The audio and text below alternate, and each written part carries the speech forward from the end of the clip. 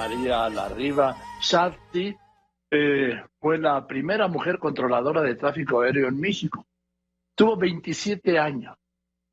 Es investigadora de accidentes aéreos por de aviación, pues, por la Universidad del Sur de California. Ha trabajado para varias aerolíneas en el área de capacitación y asesoría en asuntos aeronáuticos. También trabajó en el proyecto del gobierno federal, sí, para seleccionar el sitio para el nuevo aeropuerto Naim Texcoco. Y le aprecio muchísimo, María Larriba Sad, que me haya contestado esta tarde. María, ¿cómo está? Muy buenas tardes. Muy buenas tardes, muy contenta de escucharlos. A sus órdenes. Los controladores aéreos tienen una vida profesional corta, es agotador, ¿no? Algunos. Lo que ocurre es que en ocasiones, para poder especializarse en cosas de la misma aviación, pues hay que dejar de trabajar allí. Pero hay personas que han estado hasta 50 años allí y la verdad son muy eficientes. Nada más que hay otras especialidades a las que no tienes acceso si vives ahí todo el día, ¿no? Durante Sí, pero todos los días. yo he estado en puntos donde operan los controladores aéreos y no sé, es una tensión permanente, parece noticiero. Peor. Claro. Lo que ocurre es que uno tiene una planeación, pero a veces las circunstancias hacen que las cosas no salgan como uno espera, entonces siempre hay que estar muy alerta y tener alternativas, hay que cambiar instrucciones o cambiar las reglas del juego y reaccionar, sobre todo para mantener la seguridad propia y ajena, ¿no? Sí, claro, sí. María Larriba Shad, el gobierno de México, este gobierno redistribuyó el espacio aéreo, ¿es correcto? Es correcto, ellos hicieron un rediseño del espacio aéreo del Valle de México desde el principios de año y entró en vigencia en marzo. ¿Y cómo ha funcionado? ¿Usted sabe? Sí tenemos información. No se han cumplido los objetivos que ellos nos denunciaron. Ellos ofrecieron ahorros en tiempos de vuelo, ahorros en consumo de combustible, un movimiento ordenado en aeronaves, unas aproximaciones estabilizadas y que no iba a haber demoras. Y todo esto ha ocurrido exactamente al revés. ¿Por qué ocurre? Bueno, pues porque hay unas reglas para poder hacer un rediseño de este tipo. Algunas se cumplieron, pero otras no. Entonces, hasta ahorita no tenemos una evaluación positiva de lo que ha ocurrido en estos 6 meses. ¿Y eso no pone en riesgo la circulación aérea y a los pasajeros y a los pilotos, vamos?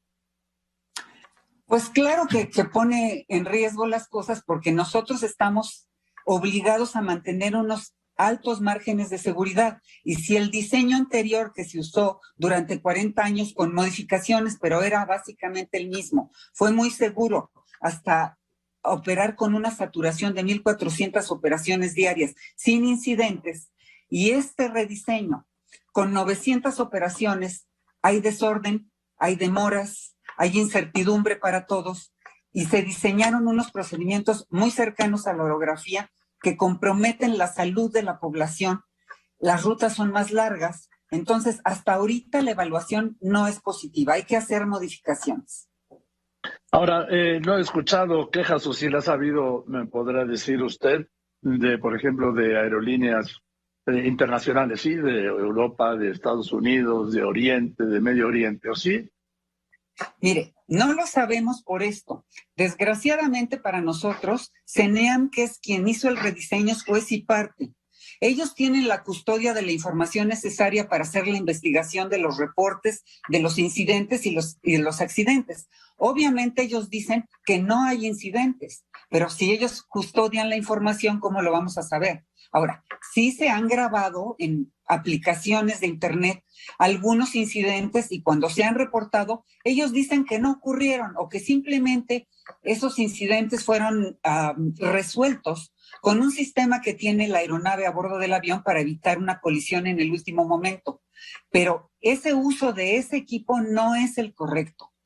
Ese equipo a bordo es la última oportunidad de no chocar con otra aeronave. Entonces, no es un mecanismo de seguridad regular. Y sí ha habido por lo menos 4 o 5 que tengamos documentados. La cuestión aquí es que quien custodia la información es juez y parte en este momento.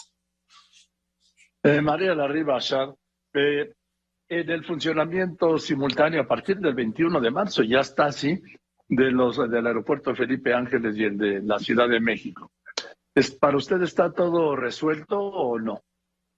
Por supuesto que no. Mire, en primer lugar, Mitre, que es la empresa que tradicionalmente hace los estudios de factibilidad aeronáutica para el gobierno de México, les hizo un estudio en el 2018 y la conclusión es que la interacción de ambos aeropuertos a máxima capacidad no es posible, que cuando mucho entre los dos iban a tener la capacidad máxima que actualmente tiene la ICM. Ahora, de que se van a operar es una decisión, lo entendemos. Nada más que aeronáuticamente hablando, no tenemos ninguna información sobre Santa Lucía. Ellos, el gobierno, han hecho 2 o 3 conferencias de prensa para darle información a los usuarios, pero no se da la información estratégica para poder evaluar si es operable o no. Ahora, se saben las limitaciones de Santa Lucía porque es un sitio que tiene más de 40 años que fue estudiado y ya sabemos que no era el lugar adecuado para operadores civiles o para hacer un aeropuerto civil. De tal manera que estamos esperando que exhiban la información de los estudios que avalan su dicho de que se va a operar a máxima capacidad.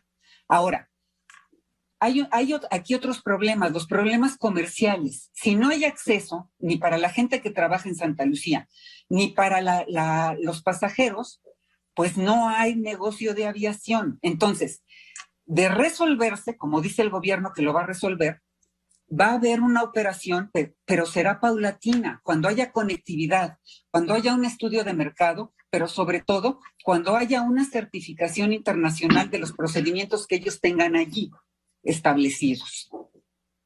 Ahora, se dio a conocer que en diciembre esta empresa, la otra, la Blue, ¿cuál es? ¿Cómo se llama? NABLU es una empresa de asesoría. Ajá. Sí. Ajá. Sí, Ajá. dice que va a hacer las funciones de Mitre, ¿no? Para Felipe Ángeles. Miren, la cuestión aquí es que ellos dicen que hacen un trabajo similar al de Mitre. El problema es que en las juntas de información no tienen ellos ningún argumento válido que nosotros podamos escuchar.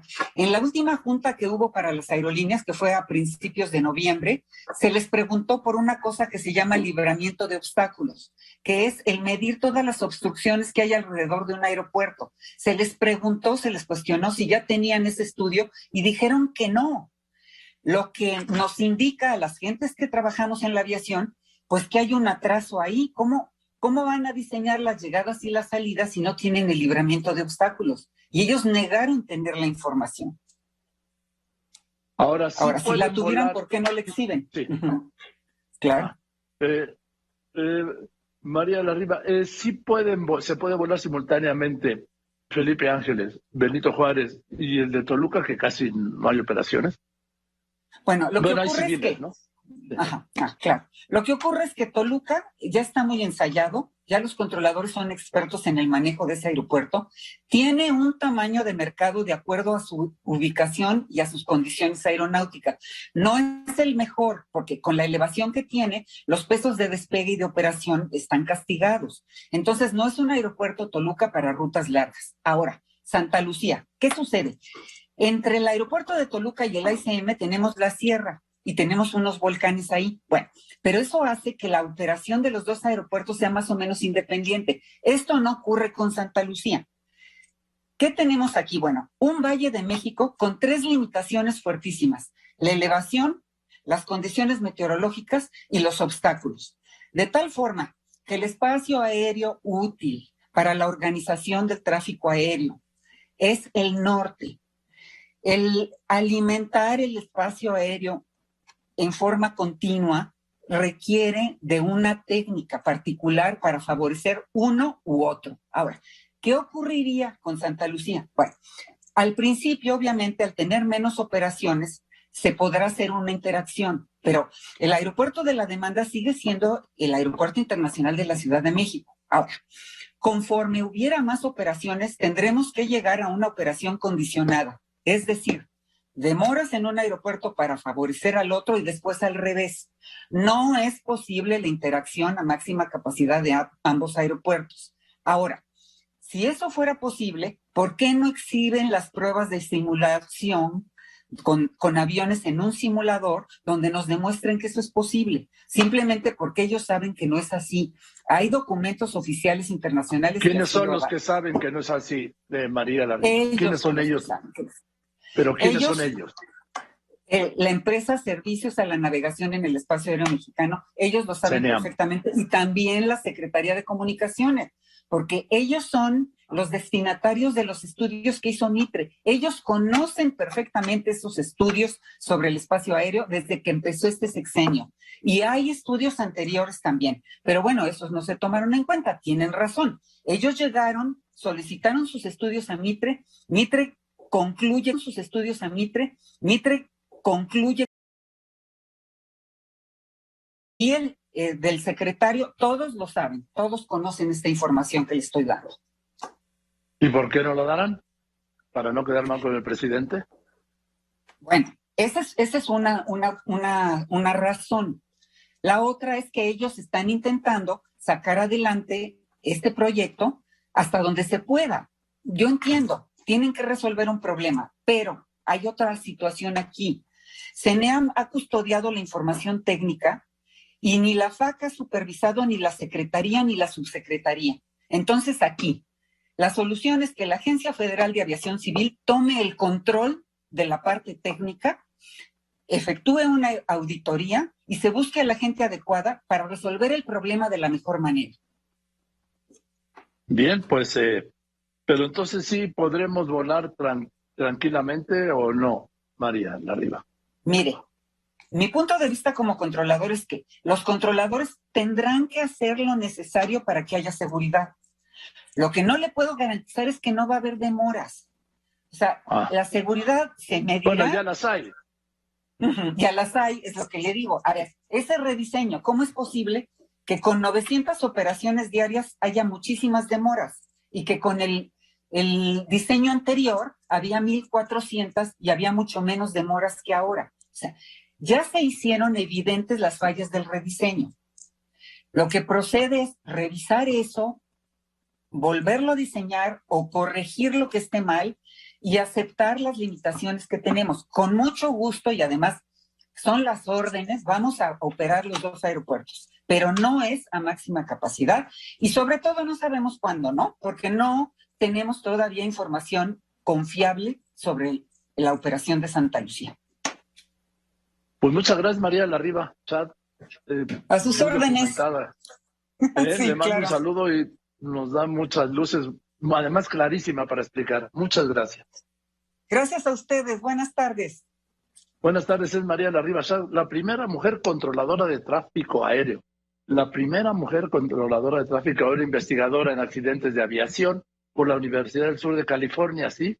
Ha trabajado en diversas aerolíneas y en capacitación de asuntos aeronáuticos y el tema, como vimos, lo domina, sí. Vaya que lo domina.